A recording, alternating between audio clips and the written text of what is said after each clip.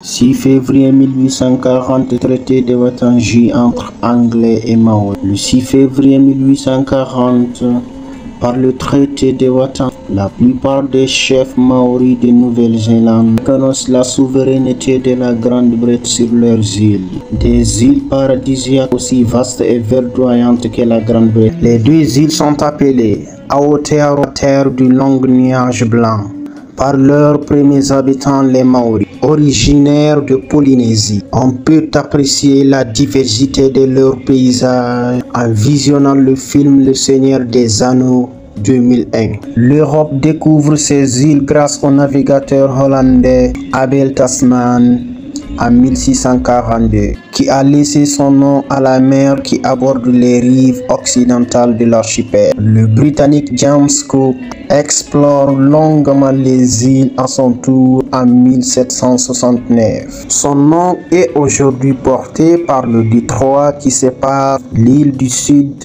de l'île du Nord. L'île du Sud est aussi appelée. La seconde est surnommée île fumante à raison de ses volcans. Les premiers Européens qui s'établissent en Nouvelle-Zélande, île de Jade, en raison de ses lacs et de ses glaciers, sont des baleiniers ainsi que des déportés échappés des bagnes australiens. Les uns et les autres s'accommodent de la rudesse des Maoris. Le premier office chrétien est célébré à la Noël 1814 par le missionnaire Samuel Marsden dans l'île du Nord, baie des Îles.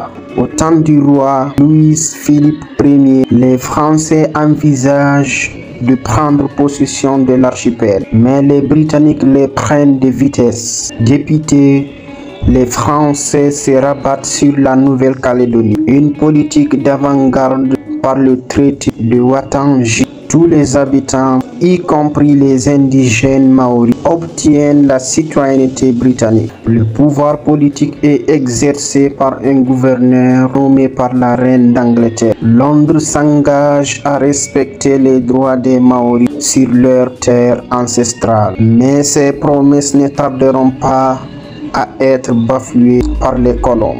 Et il en résultera de violentes guerres maoris. Malgré ces crises, la Nouvelle-Zélande va très vite évoluer vers un statut de dominion indépendant, comme les autres colonies britanniques à population majoritairement blanche, Canada et Australie. En 1893, elle sera l'un des premiers États du monde actuel à accorder le droit de vote aux femmes.